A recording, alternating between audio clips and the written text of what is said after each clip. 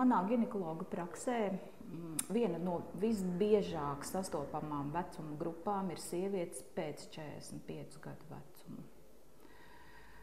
Sievietes ar sūdzībām par slodzes urīna nesaturēšanu, kas ar katru gadu pastiprinās, kur pirmās pazīmes varbūt ir parādījušās pēc dzemdībām, un tagad viņas arvien asākas un krasākas palikušas. Viņām ir bezcerība, viņām ir kauns. Viņām ir kauns par to pastāstīt kādam, pat reizēm savam ginekologam. Bet mēs mūsu šajā klīnikā risinām šīs problēmas ar mūsdienīgām ārstēšanas metodēm. Kas raksturīgs šai vecuma grupai? Visbiežāk raksturīgi tomēr jaukta tipa urīna nesaturēšana, kas, kā jau es teicu, ar katru gadu progresē. Līdz ar to ir nepieciešama kombinēta terapija.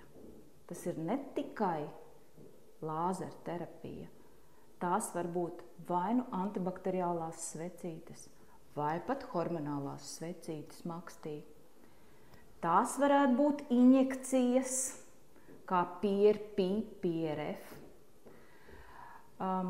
Tā varētu būt arī mezoterapija injekciju veidā.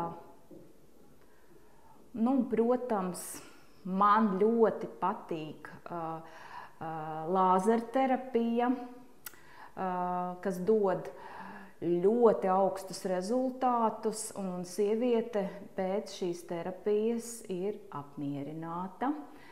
Tas nozīmē, ka mazinās vai pat izzūd slodzes urīna nesaturēšana, uzlabojās maksts lubrikācija. Tas nozīmē, ka parādās izdalījumi, jo bieži vien šai vecuma grupai ir raksturīgs sausums makstī, kas samazina šo komfortu makstī,